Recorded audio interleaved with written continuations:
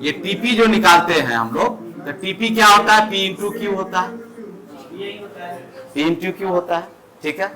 फिर हम निकालते हैं एपी एवरेज, एवरेज में क्या आ जाएगा? क्यू बाय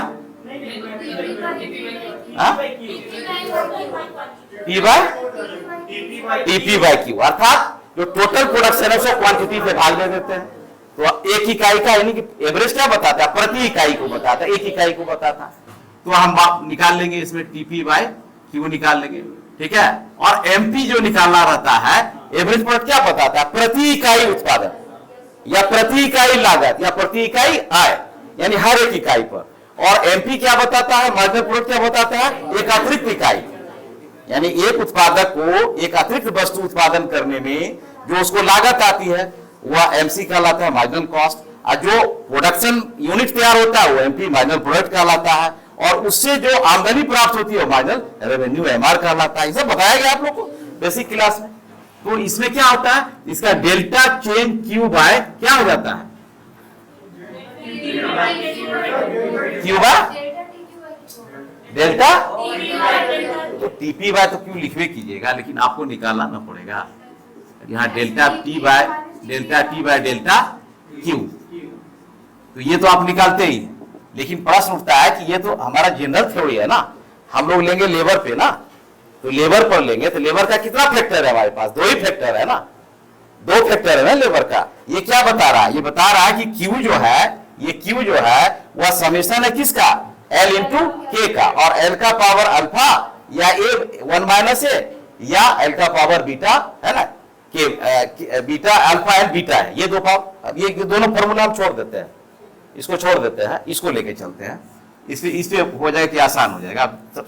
सब बुक में अलग अलग ढंग से दिया हुआ है। मैं आपको बता दिया कि वहां पर आश्चर्य नहीं कीजिए कि क्या आ गया, कहां से आ गया, सर ये पढ़ा वो पढ़ा। इसके पास जो किताब है पढ़ लीजिए, इसको प्रूव करना है। तो ये कहता है कि जो चेंज आ रहा है, चेंज हमारे पास यहाँ 2 ही चीज का है ना। क्या चेंज है? लेबर और कैपिटल का है, तो लेबर और कैपिटल का है। तो जो इसका निकालेंगे मार्जिनल प्रोडक्ट, वो लेबर कैपिटल के ही तुलना में निकालेंगे ना। अरे अभी यहाँ पर क्वांटिटी आपको बताया है, जैसे प्रोडक्शन फंक्शन है, तो Q बराबर क्या होता है? Function of L and K, यही ना है अभी, L इंटू के। अभी जो फंक्शन यहाँ पर मान्यता, कॉब डगलस साहब ने यह मान्यता मान लिया था कि उत्पत्ति के 2 ही साधन उपलब्ध हैं। पहला यानी 2 factors are available in the market, other factors are not available. But उसने ए को लिया, ए का मतलब है टेक्नोलॉजी, जो सब्स्टिट्यूशन करते हैं, चेंज करते हैं, वो टेक्नोलॉजी को लिया गया, लेकिन इसको स्थिर माना है। जैसे आप फिजिक्स में पढ़ते हैं के स्थिरांक मान लेते हैं, अर्थात उसमें बदलाव नहीं होता है, लेकिन इस दोनों के बदलाव पर इसके ऊपर निर्भर करता है कि इसका क्या, इसका वैल्यू होगा। क्लियर है ना। तो उसने कहा कि पूरे बाजार में, पूरे मार्केट में जो है वह 2 ही फैक्टर है। फर्स्ट फैक्टर है क्या? लेबर, दूसरा है कैपिटल। फिर उसने माना कि पूरे बाजार में परफेक्ट कंपटीशन लागू होता है। अब याद कर लीजिए परफेक्ट कंपटीशन क्या है? होमोजेनस प्रोडक्ट होगा, प्राइस क्या होगा? इक्वल होगा। तो होमोजेनिटी को मान लिया उसने, एक समरूपता को मान लिया उसने, ठीक है। उसने कहा कि लेबर और कैपिटल दोनों का जो स्किल है, जो मार्जिनल प्रोडक्टिविटी है वो इक्वल है, अर्थात दोनों में अंतर नहीं है, ज्यादा अंतर ही नहीं है, मतलब मान के चला कि इक्वल चला, क्योंकि होमोजेनिटी का मतलब यही हुआ, और परफेक्ट कंपटीशन का मतलब हुआ कि इक्वल सब चलेगा, क्योंकि प्राइस सेम है, सब सेम है। ऐसा नहीं है कि एक लेबर बहुत स्किल्ड है और एक अनस्किल्ड है, मतलब लेबर के आपस में जो है वो क्या है? इक्वलिटी है, और कैपिटल का भी आपस में इक्वलिटी है। तभी तो हम इलास्टिसिटी उसको डिटरमाइन कर पाएंगे। अगर अलग अलग वैरी होगा तो क्या होगा? डिफरेंशिएट हो जाएगा, तब ये इक्वेशन अलग अलग रूप दे देगा, तब वह आ नहीं पाएगा। तो उसने मान लिया कि दोनों फैक्टर जो है क्या है? होमोजेनस है, दोनों में समान प्रोडक्टिविटी प्रवृत्ति है, और 2 ही फैक्टर है, और पूरे मार्केट में क्या लागू है? परफेक्ट कंपटीशन का सिचुएशन लागू है। इतना मान के चला। अब देखिए यहीं पर इसका थ्योरी रॉन्ग हो जाएगा। क्यों?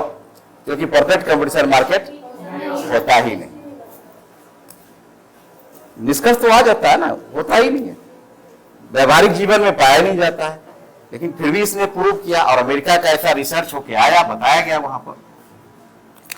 तो यही है इसका एपी फाइंड करके और एमपी फाइंड करके हम लोग इसको इक्वेशन को प्रूव करेंगे, देखेंगे। और इसमें जो आएगा तो इस आधार पर इसका जो डायग्राम बनेगा, ये डायग्राम वो बनेगा आपको तो आप यहां पर आप क्या लेते हो, लेबर लेते हो, जिसको हम एल से डिनोट करते हैं, और लेबर का जो पीएल होता है, पीएच डब्ल्यू होता है, यानी उसकी जो प्राइस ऑफ लेबर होती है वो डब्ल्यू होता है।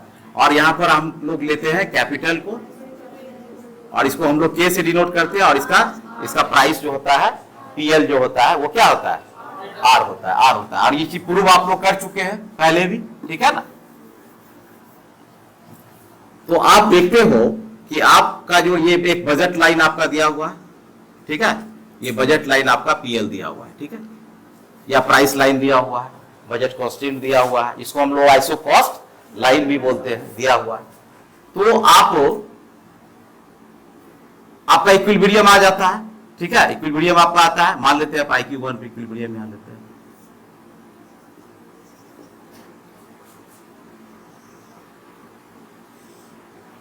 तो आपको यहां X1 और यहां Y1 लेबर आप लगाते हैं, तो आपका प्रोडक्शन कितना होता है, 100 क्यू के बराबर होता है। आइसो क्वांट बताता है आपको ई बिंदु पर आपका इक्विलिब्रियम। अब आप लेबर की संख्या बढ़ा देते हो और साथ ही साथ कैपिटल की संख्या बढ़ाते हो, तो ऑटोमेटिक है जब लेबर कैपिटल बढ़ेगा तो उत्पादन की मात्रा क्या होगी, बढ़ जाएगी।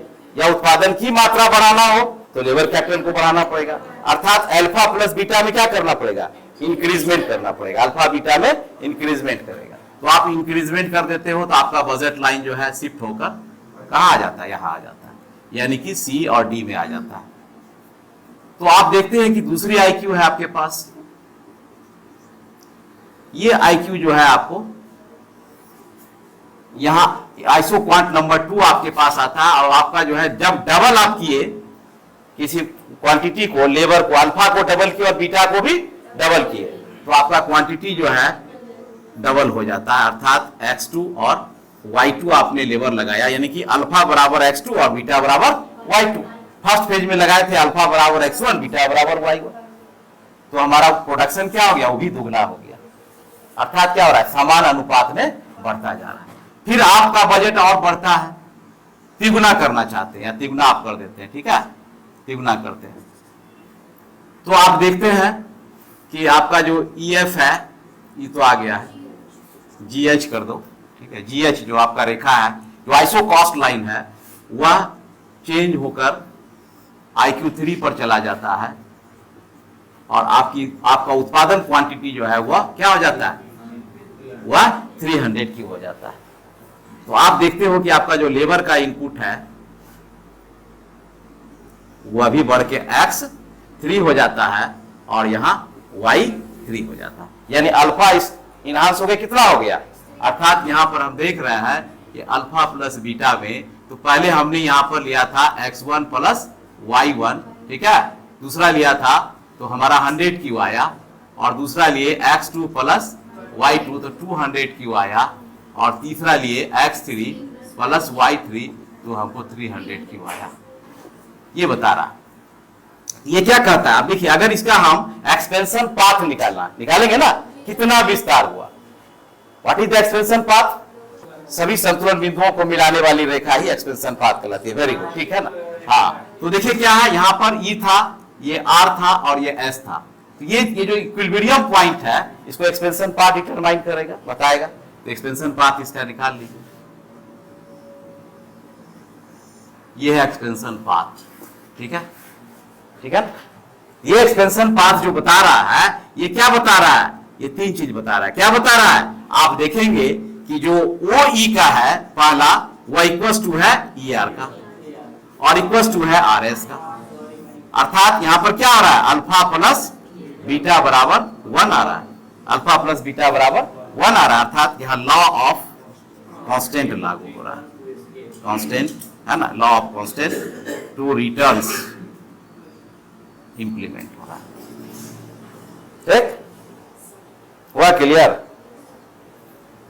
ऑफ डगलस होगा ना, तो आप क्या निष्कर्ष निकल के आया कि what is the conclusion of the Cobb Douglas theory for the production function, there are the 4 conclusion for the theory of the Cobb Douglas production. First of all क्या है कि जो अल्फा का वैल्यू है, उसके वैल्यू के बाद जो लेबर का डिनोट करता है, उसके वैल्यू के बाद लेबर इनपुट करने के बाद जो बजट लाइन में जो कॉस्ट आइसो कॉस्ट लाइन में जो बचता है वो बीटा का वैल्यू हो जाता है। यानी कि अगर अल्फा का अगर वैल्यू हम 3/4 रखते हैं, यानी कि 3 गुना लेबर को बढ़ाते हैं और 1 गुना कैपिटल को बढ़ाते हैं 1/4, यानी 1 पार्ट, 3 पार्ट वही हुआ 3/4 यानी 3 पार्ट, और एक 1/4 इक्वल टू 1 पार्ट। तो हमारा प्रोडक्शन क्यू जो आता है, क्यू उसका कॉन्स्टेंसी ढंग से बढ़ता है, क्योंकि दोनों अल्फा प्लस बीटा का मान प्रोडक्शन फंक्शन जो कोएफिशिएंट ऑफ प्रोडक्शन फंक्शन है उसमें 1 दिखाया जाता है। और ये डायग्राम से भी प्रूव हुआ कि कितनों ही आप बढ़ाइए लेकिन आपका जो एफिशिएंसी ऑफ लेबर है, एफिशिएंसी ऑफ लेबर है, और जो एमआरटीएस है, एमआरटीएस जो मार्जिनल रेट ऑफ सब्स्टिट्यूशन है, ठीक है ना, marginal rate of substitution of labour and capital, क्या है formula, PL by PK delta x by delta L और delta x by delta K, बोलो W बाय R, ठीक है, W बाय R, ठीक है। ये क्या कहता है, ये कहता है कि जो मार्जिनल रेट ऑफ सब्स्टिट्यूशन है वह मार्जिनल प्रोडक्टिविटी ऑफ लेबर यानी कि अल्फा और मार्जिनल प्रोडक्टिविटी ऑफ कैपिटल यानी कि बीटा, ये दोनों जो है जो price of labour price of capital है वह change in total output divided by the change in labour and change in total output divided by change in capital. अर्थात यहां अल्फा चेंजिंग और बीटा चेंजिंग जो W बाय R से हम denote करते हैं, जितना पैसा देते हैं लेबर को और जितना इंटरेस्ट देते हैं रेट, ये सब निर्भर करता है मार्जिनल रेट ऑफ सब्स्टिट्यूशन पर। तो इनका कहना है कि जो मार्जिनल रेट ऑफ सब्स्टिट्यूशन होगा वह इक्वल में चलेगा, बराबर में चलेगा, तभी तो लॉ ऑफ कांस्टेंट लागू होगा। यही प्रूव किया है इसमें। तो दोनों डिनोट, बस यही थ्योरी है, नटसेल में समरी में बता दिया गया। इसकी सीमाएं क्या होगी, हाँ देखिए अभी तुरंत यहां बताए थे ना, आप इसको सिंपल में भी तो हम बता दिए थे, आप यहीं पर देख लीजिए, ये अल्फा है और ये क्या है, बीटा है, ठीक है। तो ये जो बढ़ा रहा है तो 100 आ रहा है, तो मान लिया अगर 1 अल्फा 1 बीटा दिए तो 100 आ गया, 2 अल्फा 2 बीटा दिए तो 200 आ गया, 3 अल्फा 3 बीटा दिए तो 300 आ गया। तो इसका मतलब जो कोएफिशिएंट ऑफ अल्फा है क्या बता रहा है आपको, इक्वल बढ़ रहा है। क्यों इक्वल बढ़ रहा है, चूंकि ये 100 से 200 हुआ अर्थात दुगना किए, 100 से 300 हुआ अर्थात 3 गुना किया, इस 100 से तुलना कीजिएगा ना, तो अर्थात ये निष्कर्ष निकल के आया कि जिस मात्रा में श्रम और पूंजी की मात्रा को हम बढ़ाते जाते हैं उसी मात्रा में कुल उत्पादन भी बढ़ता जाता है। यानी 2 कदम आप चले, अगला भी 2 कदम चला, फिर वो चला, फिर 3 कदम आप चलते, तो दोनों साथ साथ चल रहा है। तो दोनों जब साथ साथ चल रहा है तो दोनों का जो वैल्यू है, अगर मान लेते हैं कि 3 आप लेबर बढ़ाए और 1 कैपिटल आपने कैपिटल बढ़ाया, तो कुल मिलाकर आपका जो कोएफिशिएंट आया वह 1 के बराबर है। अरे मैथमेटिकल भी तो प्रूव कीजिए ना भाई, ये इसको मैथ को सॉल्व कीजिए ना। अगर आपको ये दे कि आप ये बताइए production function of Cobb Douglas theory के आधार पर कि अगर आपका अल्फा का मान 3/4 है और बीटा का मान 1/4 है, तो बताइए इसको सॉल्व करके कौन सा लॉ ऑफ रिटर्न्स लागू होगा, निकाल लीजिए। निकाल के लास्ट में अल्फा प्लस बीटा आप जानते हैं, क्योंकि 3 फॉर्मूला हम बताए आपको, alpha plus beta equal to 1, alpha plus beta greater than 1 और alpha plus beta less than. ये सिद्धांत जब बन चुका है तो उसी पर ना फिट कीजिएगा ले जाकर वहां, और लास्ट में आपको क्या 1 ही आ जाता है। तो 1 डिनोट करता है इक्वलिटी को, यहां भी तो 1 बढ़ रहा है। आप यहां पर देखिए गौर से, 100 से क्या किए 200 किए थे, 1 बढ़ा 100 बढ़ा, और 200 से 300 किए थे 100 बढ़ा, फिर 400 500 किए थे 100 बढ़ रहा है, अर्थात 1 के बराबर आपका इक्वलिटी है। चलिए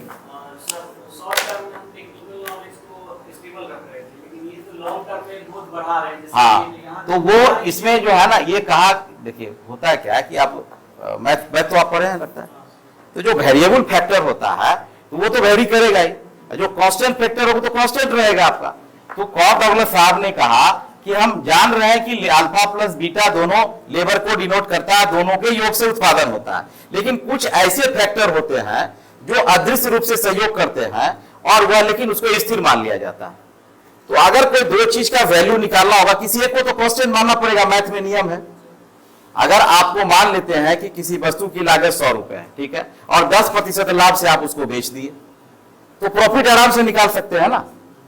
लेकिन अगर ये कहे कि 10% लाभ से हम वस्तु को बेचे, बताओ कितना लागत मूल्य हुआ, तो फिर निकालना मुश्किल हो जाता है वहां। तो तब अनसीन फैक्टर एक्स मानते हैं आप, ये एक्स मानते हैं, एक्स इंटू एक्स बाय 10% तो हमारा जो आता है उसके अनुसार से कैलकुलेशन करते हैं। तो एक कांस्टेंट फैक्टर ए को माना, क्या माना कि ये सब्स्टिट्यूशन इफेक्ट है, अर्थात जो हम लेबर और कैपिटल में चेंज करते हैं उसकी इलास्टिसिटी हमको पता नहीं है कितना करना है, इसीलिए इसको कहा कि टेक्नोलॉजी चेंज है, ये टेक्नोलॉजी चेंज है, इसको स्थिर मान लिया गया। अब देखिए इसको हम लोग सिंपल भाषा में बात करते हैं कि अगर मान लिया जाए कि 2 लेबर पहले से काम कर रहा था और 2 इकाई पूंजी लगी हुई थी, 100 इकाई का उत्पादन हमारा हो रहा था, ठीक है। अब हम चाहते हैं कि हमारा उत्पादन दुगना हो जाए, तो लॉ ऑफ कांस्टेंट नियम के हिसाब से 4 लेबर और 4 कैपिटल लगाना पड़ेगा हमको। पहले 2 था तो 4 लगाना पड़ेगा, लेकिन अगर जो 4 आप लेबर लगाए, 2 लेबर एक्स्ट्रा बढ़ाए, ज्यादा एफिशिएंट है, वो एकदम स्किल्ड है, तो क्या होगा, अगर ज्यादा स्किल्ड है, अगर वह एक टेलर जो है, एक दर्जी जो है, वह पूरे दिन भर में 8 घंटे में एक शर्ट को सीता है, कटिंग करके मान लेते हैं, ठीक है। तो ऐसा आप लगाए हुए हैं, तो 2 मान ले दिन भर में 2 है तो 2 शर्ट बनाया। आप चाहते हैं कि नहीं 5 शर्ट 4 शर्ट बनाए, 8 शर्ट, क्या कीजिएगा, टेलर की संख्या को बढ़ा दीजिएगा, मशीन संख्या बढ़ाएगा। लेकिन जो अगला स्किल्ड आया वो बहुत फास्ट है, वो बड़ा एक्सपर्ट है, वो एक दिन में 2 शर्ट बना देता है, बना देगा वो। अगर इसलिए कहता है कि टेक्नोलॉजिकल चेंज नहीं करना है, यानी जब लेबर बदल रहा है तो जो लेबर पहले काम कर रहा था उसी तरह का लेबर होनी चाहिए, जो कैपिटल वो था वही कैपिटल होनी चाहिए। अर्थात पहले क्या था, पहले मान लेते रेट ऑफ इंटरेस्ट आपका कैपिटल का कम था तो ले रहे थे, अचानक रेट ऑफ इंटरेस्ट क्या हो गया, बढ़ जाएगा, तो कैपिटल कम लीजिएगा। उसको सब्स्टिट्यूट किससे कीजिएगा, लेबर से, कि लेबर सस्ता है, चलो भाई लेबर को बढ़ा ले, तो ये चलता रहता है। इसलिए उसने कहा कि ए इज द, उसको बोलते हैं कॉन्स्टेंसी, यानी स्थिरांक है ये, मतलब इसका प्रभाव उत्पादन पर न के बराबर पड़ेगा, इसलिए इसको कांस्टेंट मान के इसका इफेक्ट लेबर और कैपिटल के पावर अल्फा और प्लस बीटा पर कंसिक्वेंटली निकालने के लिए किया गया। अगर ये बदल जाए और ये बदल जाए, ये भी बदल जाए, तो उत्पादन में फिर क्या होगा, आपका कैलकुलेशन रिजल्ट नहीं आ पाएगा, तीनों चीज बदल दीजिए, समझ रहा है ना। तो किसी एक चीज को स्थिर तो रखना ही पड़ेगा ताकि दोनों का इफेक्ट क्या करे, निकाला। मैथमेटिकल में तो यही कहता है ना कि कोई एक चीज आपको दिया रहेगा तभी तो अदर चीज आप फाइंड कर पाएंगे ना, इसीलिए ए को इस तरह के लिखिए ना, सब लिखा देते हैं, शब्द में भी लिखा देंगे इस फॉर्मूला को। तो निष्कर्ष यही निकला कि इसकी मान्यता है कि उत्पादन के 2 ही फैक्टर हैं, कौन, इनपुट, पहला इनपुट क्या है, लेबर है, दूसरा इनपुट कैपिटल है। दोनों में क्या है, इक्वलिटी है, समानता है, होमोजेनिटी है, यानी होमोजेनस है दोनों। इसीलिए इस सिद्धांत को क्या लीनियर होमोजेनस प्रोडक्शन फंक्शन भी कहा जाता है। क्यों, क्योंकि इसका जो ईपी है वो क्या, स्ट्रेट लाइन है। और आप याद कीजिए प्रोडक्शन कर्व में इंक्रीजिंग में क्या था, ऊपर मुड़ रहा था और डिक्रीजिंग में नीचे मुड़ रहा था, लेकिन कांस्टेंट में क्या आ रहा है, सीधा आ रहा है। इसीलिए इसको लीनियर मतलब सीधा, रैखिक, इसीलिए इस पूरे सिद्धांत को लीनियर होमोजेनस प्रोडक्शन फंक्शन पर बेस माना गया है, सीधा माना गया है। और ये सीधा होने के कारण इसका उत्पादन का हर स्तर क्या आता है, इक्वल बताया गया कि आप जितना बढ़ाओ उतना ही उत्पादन भी बढ़ेगा। यही तो प्रूव किया है इसमें, थोड़ा सा मैथमेटिकल प्रूव किया और तो कुछ है नहीं, सिद्धांत वही है जो हम लोग हिंदी में डिटेल में पढ़ चुके हैं, बट ये अपने अल्फा बीटा ये सब लेके अपना वो एक निकाला और जब लिया उसको डेरिवेट किया तो देखा कि रिजल्ट भी वहीं आके पहुंच जाता है। इसका मतलब है कि ज्यादा करके लेबर का इंपॉर्टेंस ज्यादा होता है और कैपिटल का इंपॉर्टेंस कम होता है, इसलिए इसने लेबर को 3/4 रखा और कैपिटल को 1/4 रखा, या 0.75 रखा, 0.25 रखा। कई बुक में 0.75 है, कई बुक में आपको 3/4 है। मतलब उससे मतलब है कि हमको अल्फा प्लस बीटा 1 दिखाना है और इसको इस डायग्राम से प्रूव कर देना। तीसरी शर्त है कि पूर्ण प्रतियोगिता लागू होती है, ठीक है, समझ रहे हैं ना। और इसमें जो Q जो बताता है कुल उत्पादन को बताता है, A जो है टेक्नोलॉजिकल चेंज को बताता है, L जो है लेबर को बताता है, K जो है कैपिटल को बताता है, अल्फा जो है परसेंटेज चेंज इन लेबर बताता है और beta percentage change in capital को बताता है, या अल्फा सब्स्टिट्यूशन ऑफ लेबर को बताता है और बीटा सब्स्टिट्यूशन ऑफ कैपिटल को बताता है। अगर इसको सब्स्टिट्यूशन अगर इसका ज्यादा है तो 3/4 हम लेते हैं, अगर सब्स्टिट्यूशन कैपिटल का कम है तो 1 लेते हैं। देखिए ऐसे भी केवल कैपिटल उत्पादन कर सकता है क्या, और केवल लेबर नहीं कर सकता है। लेकिन कैपिटल तो एक ही बार में कोई लगाता है ना, क्या रातों रात थोड़ी 2 करोड़ 3 करोड़ 4 करोड़ रुपए लगा देगा। लेकिन लेबर बढ़ा लेता है, लेबर जो है वो बढ़ा लेगा। लेबर जो है क्योंकि क्या वेरिएबल फैक्टर है ना, एक बार बैंक से लोन लीजिएगा 1 करोड़ एक बार ले लीजिएगा, आज लिए 1 करोड़, कल गए सुनिए 1 करोड़ फिर दे दीजिए, परसों गए, ऐसा थोड़ी होता है। इसीलिए इसको जो है कैपिटल को क्या किया, इसकी मात्रा को कम रखा है कि एक ही बार 1/3 आप पूंजी लगा सकते हैं। क्योंकि आप जानते हैं कि जो फैक्टर्स ऑफ प्रोडक्शन है, there are 4 types of the factor of production. Number 1 land, labour, capital and the entrepreneur, है ना। With the help of all types of the product inputs the production has been happened. उत्पादन होता है, उत्पादन होता है, ये चारों फैक्टर मिलता है तो। लेकिन ये क्या किए, केवल 2 फैक्टर लिए, तो थ्योरी यही फेल कर गया। क्या 2 ही से उत्पादन होता है? और उसने कहा कि लेबर का इंटेंसिटी ज्यादा है। अरे भाई अमेरिका तो कैपिटलिस्टिक कंट्री है, वहां लेबर कहां से मिलेगी? भारत में भले लागू हो जाता, लेकिन अमेरिका में कैसे लागू हो गया ये? America is the rich country, America has the abundant quantity of the capital, but the labour is shortage there. India is the labor abundant country because population is very high and labor is the cheap. Labour क्या सस्ता है यार, तो हम लोग क्या जितनी industry लगी हुई है सब क्या लेबर इंटेंसिव है। भारत एग्रीकल्चर बेस्ड इकोनॉमी है, वहां लेबर सस्ता है। अमेरिका में क्या एग्रीकल्चर 2 से 3-4% है, बाकी इंडस्ट्री बढ़ा हुआ है, कैपिटल सस्ता है, बड़ी बड़ी चीजें बनती है। तो अमेरिका में कैसे ये लागू हो गया? तो एक तरह से व्यवहारिक रूप से देखा गया, हो सकता है 1928 की बात है, उस समय अमेरिका डेवलप में नहीं होगा, चला उसमें लगी होगी, इस तरह की बात आई थी। तो उसने कहा कि अगर किसी उत्पादन में टोटल आउटपुट की फाइंडिंग करेंगे, कैलकुलेशन करेंगे, तो लेबर का 3/4 और कैपिटल का 1/4 भाग जो है 1/4 ही हमारा पार्टिसिपेट कर पाएगा। कभी भी लेबर जो है बहुत मात्रा में लेबर जाएगा, कैपिटल नहीं जाएगा। 90% पूंजी हो और 1% लेबर, ऐसा हो सकता है? नहीं हो सकता। या 10% लेबर हो, लेबर एबंडेंट ही होता है। उस समय का ये कंसेप्ट आई थी रूबर के। तो बाद में क्रिटिसाइज हुआ इसका बहुत। ये एमपी जो मार्जिनल प्रोडक्टिविटी ऑफ थ्योरी की बात कर रहा था, एवरेज प्रोडक्शन की बात कर रहा था, वह भी कैलकुलेशन नहीं इसको कैलकुलेट हो पाई। तो बाद में फिर हुआ कि नहीं ऐसा नहीं है, 2 फैक्टर होता ही नहीं है, 4 फैक्टर से ही उत्पादन होता है कहीं पर भी, भले हम मान के लेके चलते हैं। तो अनव्यवहारिकल और व्यवहारिक सिद्धांत साबित हुआ आने वाले वर्षों में, और कई आधुनिक अर्थशास्त्री आए, इनको फिर मॉडिफाई किए और चेंज किए, कहा कि सभी जगह यह कॉक डगलस सिद्धांत लागू नहीं हो सकता है।